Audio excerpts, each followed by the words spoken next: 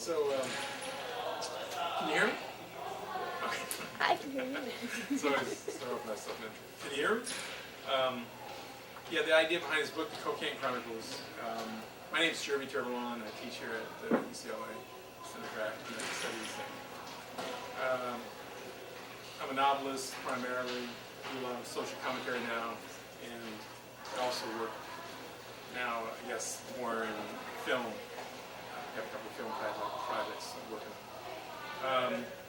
But you know, one of the cool things about the word, writing these kinds of things, is that they're not expensive to do. I mean, you can put them together, you know, and get them published, and you can actually turn a profit.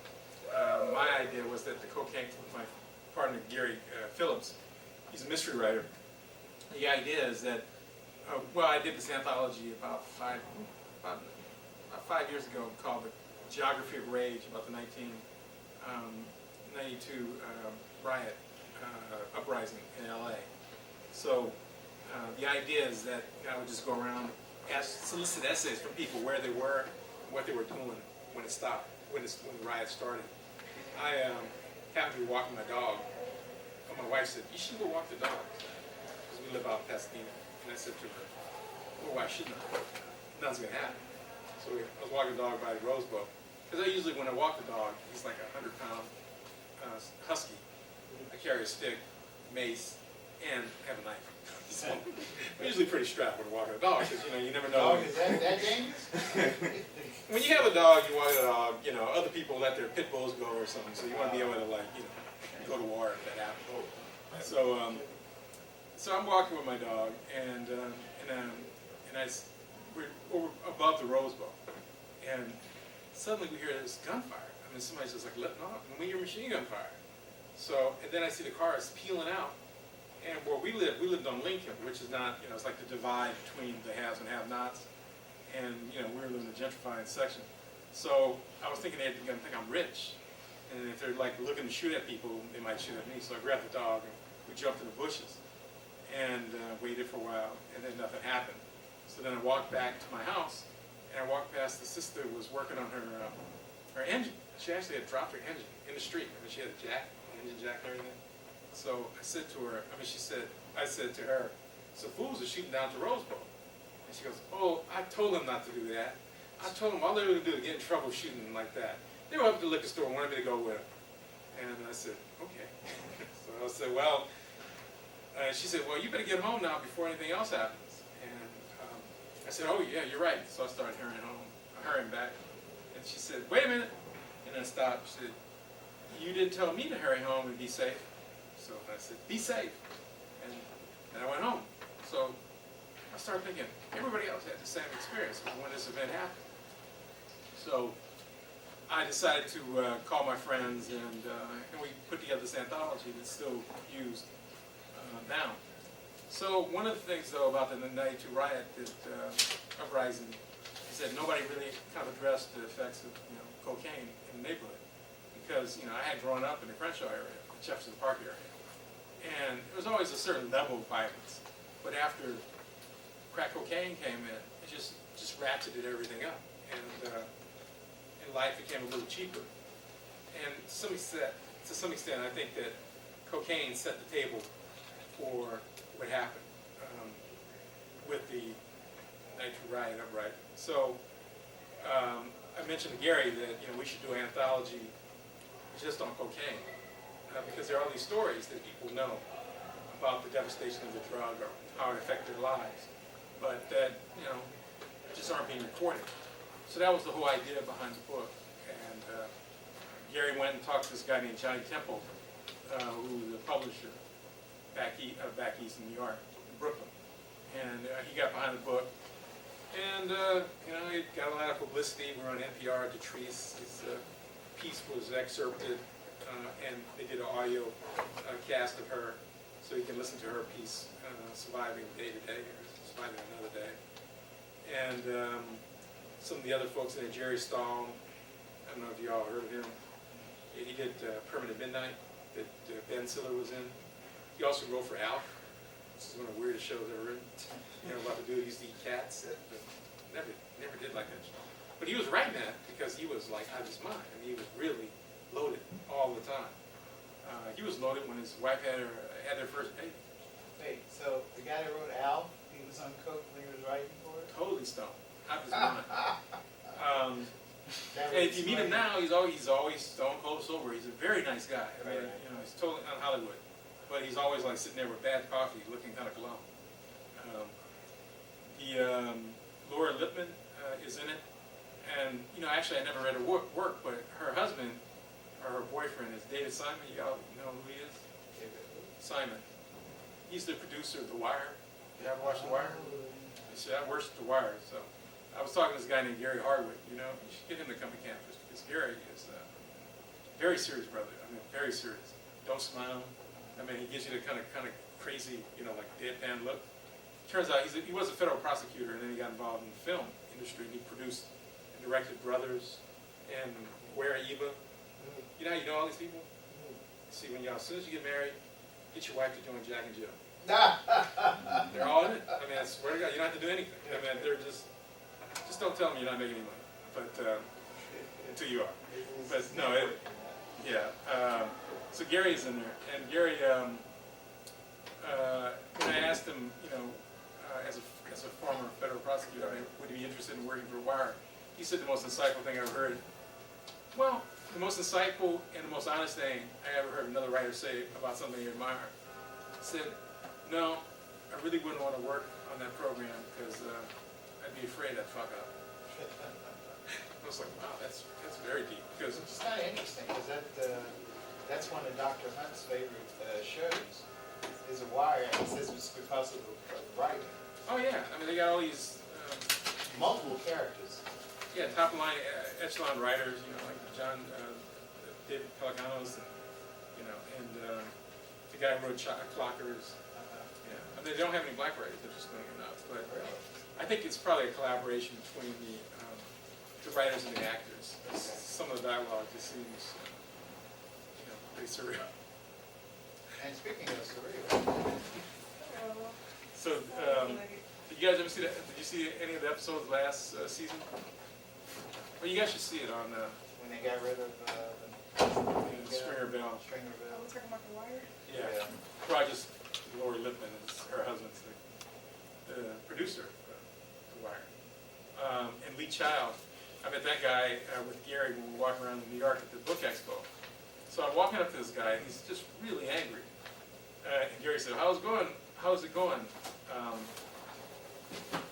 Lee? And he goes, it's going okay. But you know, nobody can fuck with me. I'm like, what is wrong with this guy? So he's just really angry, and then he leaves. And so Gary goes, I said, so why can't anybody fuck with him? What's wrong with him? He says, well, he just got a $12 million deal for his books, so he's just some kind of state of anxiety, you know. You know, they offer you a lot of money, and then all this pressure comes down on you because if you don't sell, they want the money back. You know, they're actually jettisoning your deal, unless you're so connected, you can get around that. Susan Strait is also in it, and she was nominated for a National Book Award. She was involved in awarding the National Book Award. And has gotten various, well, she got a Guggenheim and a few other major awards. And she writes about the black community in Riverside. So, and she's a professor. She runs the MFA program at UC Riverside. So, anyway, that's just a little bit of background about the book. Now, all of the stories are about cocaine. Some are about meth. Okay, oh, okay. Any of them about crack? Yeah, a lot of them are about crack. Okay. Quite a few of them. My particular story is about a guy who got a job working for a celebrity. He's insane, out in San Ynez, and he thinks he's losing his mind because he had a drug problem. He gets a job as a chef for a celebrity. He used to run a restaurant. And you're probably wondering who the celebrity is. No. It was based on a friend of mine who had a friend who worked for Michael Jackson as his personal chef. And I thought that would be one of the weirdest jobs on earth. Because have you guys ever been out to Santa Ynez? We should Where do is tours, it? man. We should be doing these things. Because it's important for our students to see places like this. Yeah, that's Is it with Sylvania. Sylvania? Yeah, San Diego is right by Sylvania. Oh, Yeah. yeah. So, I mean, if you look at the movie, you know, Large black population there. it's a hell of a lot. Yeah, my wife actually was born in Santa Barbara, and yeah, I mean, it was a black community. There's actually a strip, the ghetto in Santa Barbara on Haley Street. It's like 4 blocks. It's like half a block. There's 2 black churches in Santa Barbara, and there's one black Santa Barbara? yeah, and there's 1 black hairstylist. And well, Every ghetto in every city. that's right. But it's just expensive ghetto. It's very expensive ghetto. And my wife, when her dad was the first black on the Board of Education, so she had to have a police escort to elementary school. Got the death threats. And they sued the NAACP. He ran the NAACP one year, so they had to sue to get the first African-American bank teller. In Santa Barbara? Yeah, in Santa Barbara. It was like probably about 72 or something like that. So, Oh, okay. yeah. Not just Yeah, recently. Like in the like 90s or something.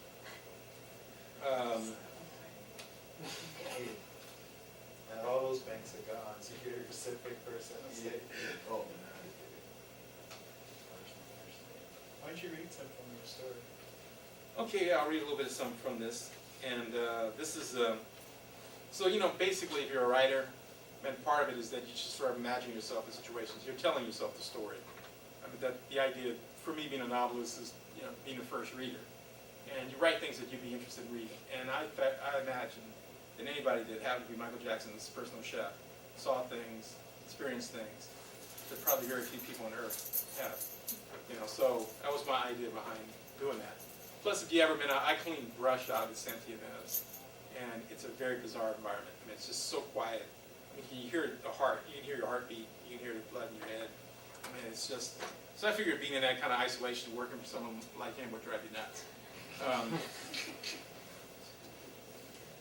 You almost sound like the writer in The Shining, that kind of isolation. Yeah, that kind of isolation. Yeah.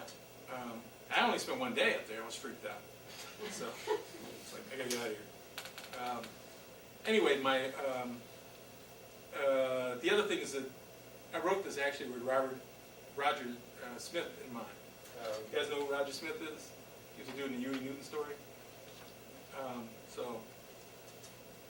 All right, so this is the interview that this guy is having to get his job working as a personal chef for the Michael Jackson character. It's called Monster. Because, you know, Mike is the king of pop. So I envision him as the monster of music.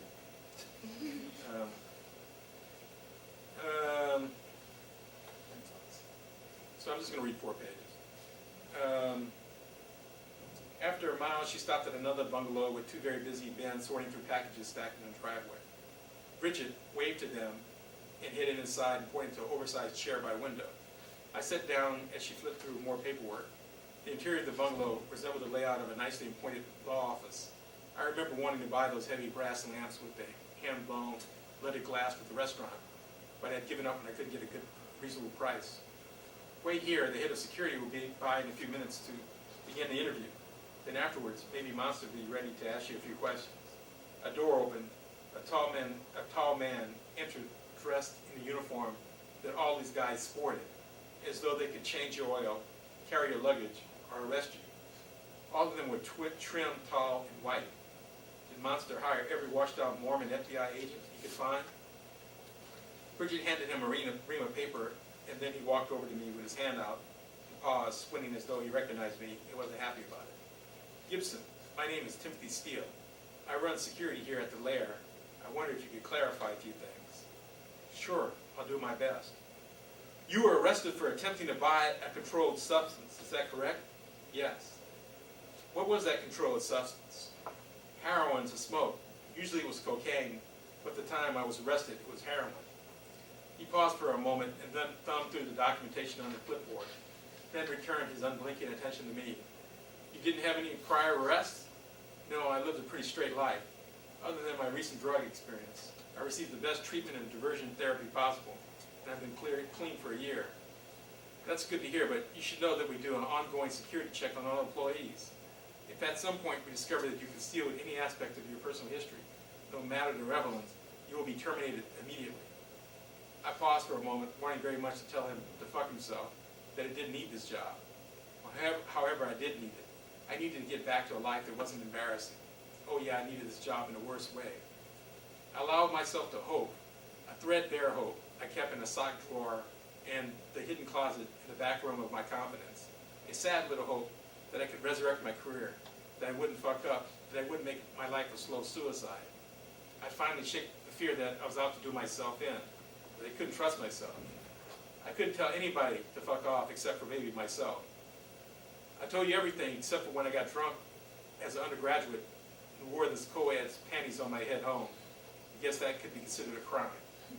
Mrs. Security gave me a look with disdain of mild disgust. Then, like the sun breaking through the clouds, he smiled. I don't think I'll need to make note of that. That seemed to lighten an ultra-serious moment. Good, I said, and stood to leave. One more thing, he said. He handed me a paper bag. I looked inside and saw a plastic cup with a lid. We need a urine sample. If you're offered the job, you'll be subjected to a random urine test, drug test. My pride sloughed off like a skin I didn't need. I dutifully took the paper bag and went inside the restroom. I was in luck. Someone had pinned the sports page above the urinal. The Giants were on a winning streak. Quite a few of the workers at Deatrice seemed to have submitted to this weekly ritual. Sheepishly, I came out of the restroom holding a brown bag at arm's length. With a solemn nod, security took it from me. Then he ushered me to another room, to another door that led to another room. Inside, Bridget sat behind a very large desk, phone to ear, listening with strained concentration. Yes, he just came in. Do you want me to put him on? She gestured for me to sit down, her eyes flaring as though she'd toss a book at my head, tried to delay it for a second. Use the speakerphone. I nodded, confused as to whom I was talking and why. Hello? I heard raspy breathing. I grinned at how silly this felt. This is Monster. His voice didn't have that ethereal quality I heard on those interviews on VH1. He sounded grounded, even a little hard. It's an honor to talk with you, I said. What's your name again? William Gibson. Right. You're the cat who owned the restaurant in New York. You lost it because of drugs. Yeah, that's about it. It would be cool if I could hire you. I would like that very much, I said, wondering what would stop him if he wanted to hire me. But I need to ask you a question, and you need to answer me honestly. Can you do that? Yes, I can do that. Good. I waited for him to ask the question when he went back to that raspy breathing, as though he had some problem with his sinuses. Don't assume you can play me. He blurted it out so fast I couldn't make out what he said. Could you repeat that? Do you think you could play me? What? You know what I'm saying. I'm not sure what you mean. Monster paused as though he was ready to drop the bomb on me. You're going to play me. That's what I want to know. I pride myself on my professionalism. I don't take it lightly. I'm not talking about that. I wanted to ask what the hell he was talking about, but I assumed that would get me hired. I'm a very loyal employee. That's how I've always been. It's second nature to me. It's more than loyalty. I'm not sure I understand. Then that means you're not down. I only hire down cats. I was beyond confused. I ask you once more, are you going to play me? I don't intend to play you. Another pause and more raspy breathing. I'm supposed to believe you? I think you're lying. Tell me this, are you experienced? What? Are you experienced? Don't bullshit me. Answer me. Do you mean like in a Jimi Hendrix way? Yeah, exactly. That's exactly what I'm saying. You gotta be down for me. My stomach sank. He thought I was gonna be getting loaded with him after dinner. That wasn't where my head was at. I think I understand, I replied. Understand what? What you said about being down. Being down? What did I say about that? Now my breathing was raspy. Was he high? He had to be high. Only people who were fucked up out of their minds, but who thought they were under control, talk like that. As long as you're down for me, it's all true. You know what I'm saying? He said excitedly. Yeah, I said, nodding, even though I knew he couldn't see me unless he had a hidden camera. That I wouldn't put past him. Are you going to poison me? He blurted, surprising the hell out of me. Of all the crazy-ass things I've been asked in my life, this surprised me into stupid silence. I've never poisoned anyone, I say with conviction. More raspy breathing. You're not going to put anything sick into my food. Sick? Yeah. I can't say you'll love everything I cook, but I can guarantee I'll never poison you or put anything sick into your food. Ha! You funny. I'll get back to you. The speakerphone went dead. Bridget looked at me with suspicion. Did you have any idea what you were saying? I nodded without conviction. Monster likes people to be straight with it. I was being straight. What, I didn't sound straight? Bridget snorted. I don't think you knew what you were saying. You were willing to say anything to get him to hire you. If it wasn't for Asha, I'm sure Bridget would have crossed me off the list. I didn't have a problem with that, except for the fact that I didn't need this job. Though it became obvious that it must be hell to fill if I had gotten to the interview stage. I don't see what the problem is. We seem to have hit it off. First of all, that wasn't Monster. Who was it? Monster's assistant. Assistant? He sounds like a thug, high on something. Well, he is. Thug. He calls himself Thug. That's his name as far as you're concerned. I felt tricked. It wasn't right, and Bridget needed to know that. You know I need this job, but obviously you don't feel good about me applying for it. Am I wasting my time? She looked surprised like I'd just come out of left field with that. She couldn't look me in the eye. Was it Asha? You promised her something and now you don't want to deliver? She ran her hands through her hair, still avoiding my eyes. You might want this job. I know you need it. But once you get out there, it's different. I'm always looking for employees. It's a fucking strain. The lawyers. God, I talk to so many lawyers. Anyway, that's the end of the segment. You know, it might not even be Mike. It could be based on R. Kelly. Because, you know, if you were R. Kelly, you'd be doing the same thing, right? I mean, okay. Thank you, girl. Who are you? My name is Deatrice. For those of you who don't know me, and my story is about a girl who's growing up and her parents are addicted to cocaine. Okay. Now, what got you to write this story? Well, I was in Jervey's class. Gunpoint. And it was, you know, a creative nonfiction class. And he said, well, if you write a story about cocaine, it might get published in a book that I'm working on. And that's pretty much what happened. And, you know, Did you get a grade for it too? yes. I got a grade for it. The next anthology is sexual dysfunction. Like some of the stories of people, I don't know. We all should live in monasteries. Much better. Just give up on it totally. Just anyway. That's interesting because Trump was saying the same stuff. Trump? Yeah. Long story. I never watched it. It just makes me want to throttle it. Okay. There was a knock at my door, and then a jingle, and he was in. Cheap ass lock. I looked at the clock, and it was 3:36 a.m. He turned on the light and began his search. I watched him, hoping he wouldn't find it.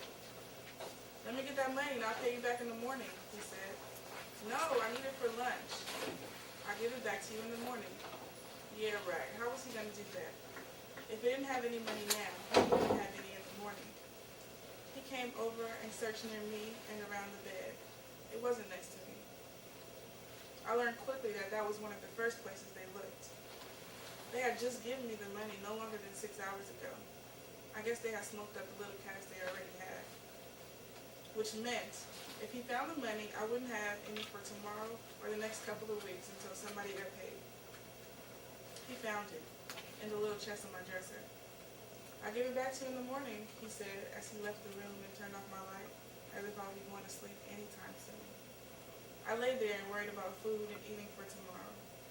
I had to get hunger off my mind. When I finally fell asleep, it seemed like it had only been 2 minutes before the alarm clock went off. I hit the snooze and went back to sleep. This repeated 5 times. I finally woke up an hour later. I knew if I missed first period, I would have to make it to my next class because we had a quiz that I couldn't make up.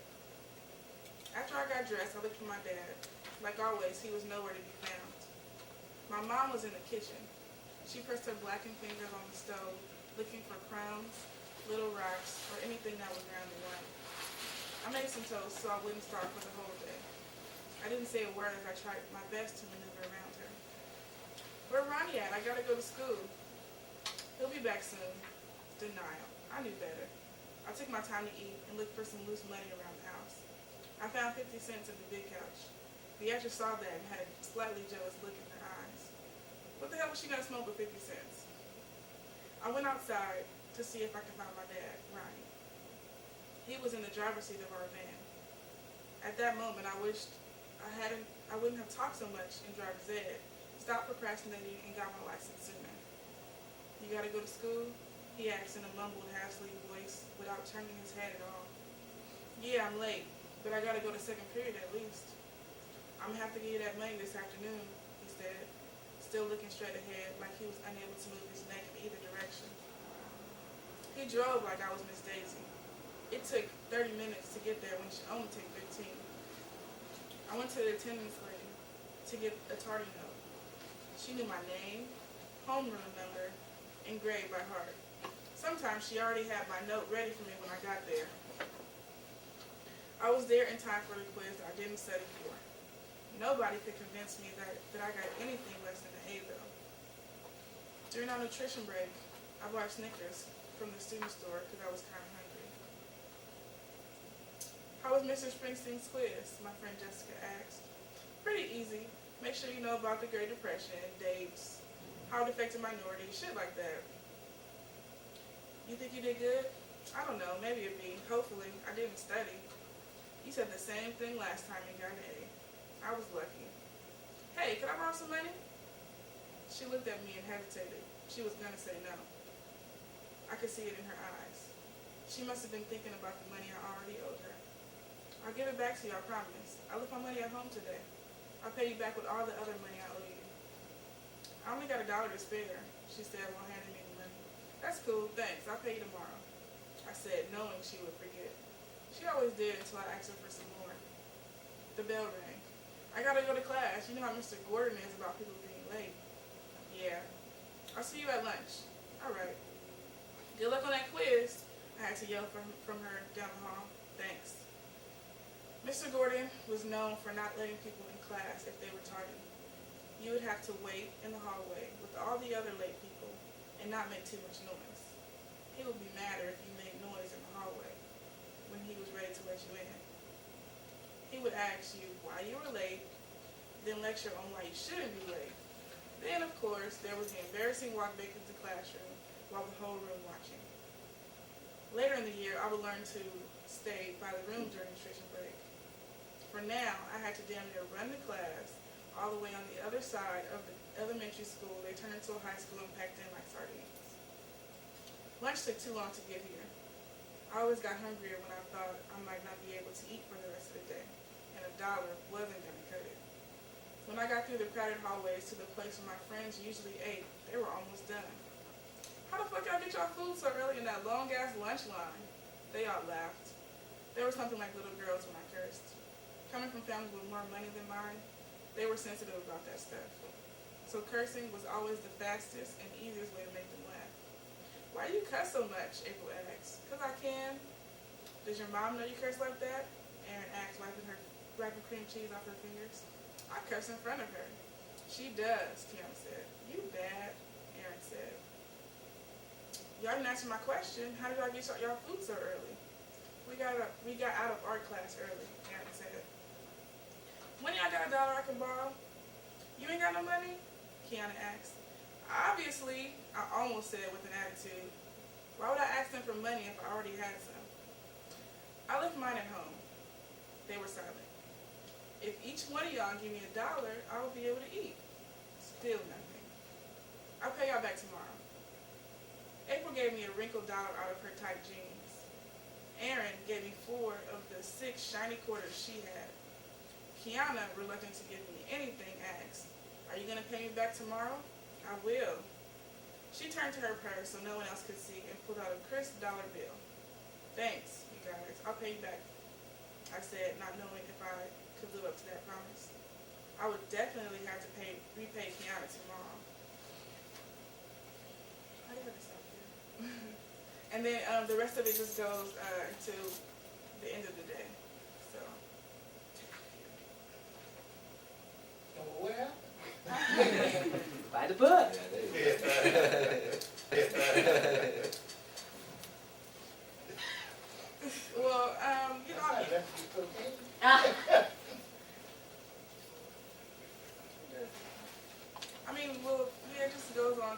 finishing out my day and then going home and having to deal with the same thing again. So, Wait, you finish out your day or the girl? the girl. Oh, okay.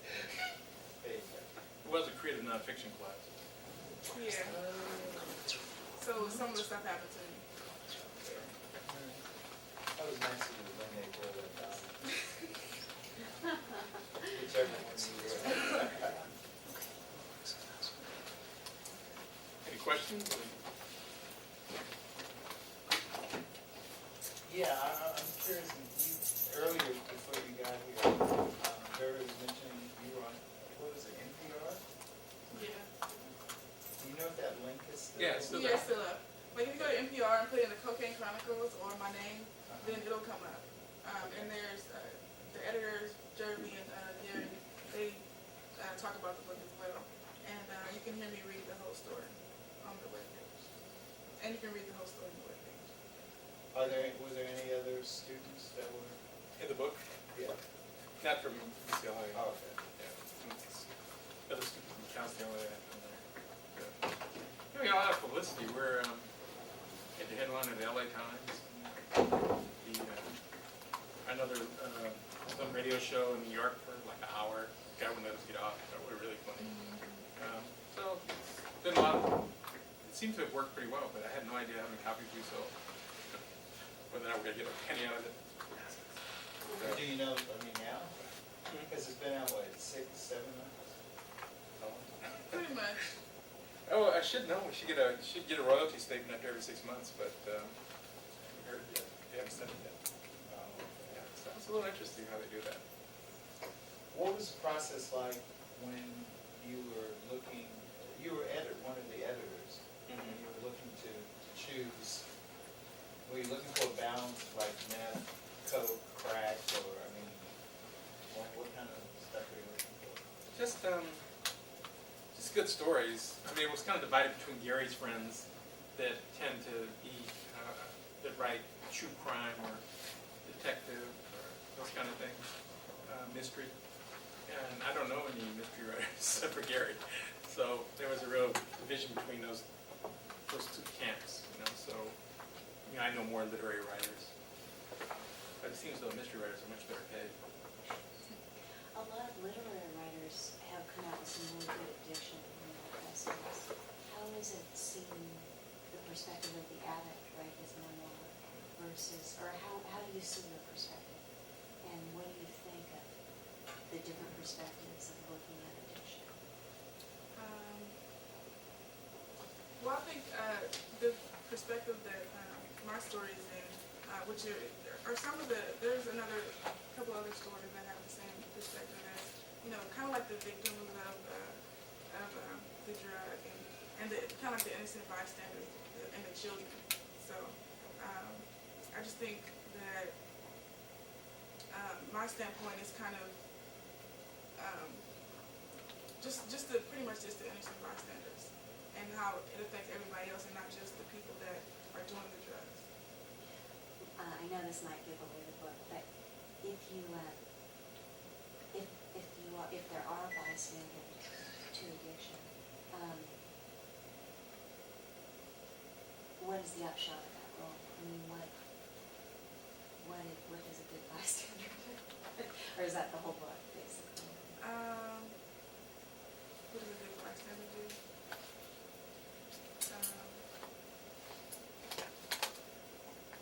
I guess, most of the bystanders, people that are, innocent of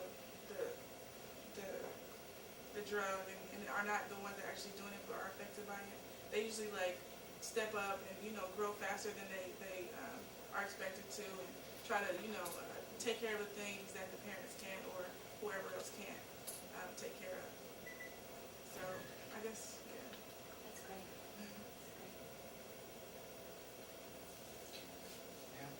Well, we thank you for coming out. Thank you for having us.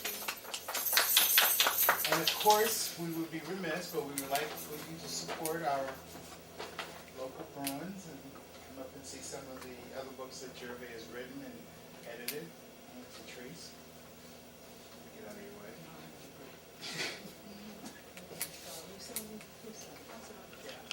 Yeah. Take that. This put it on him.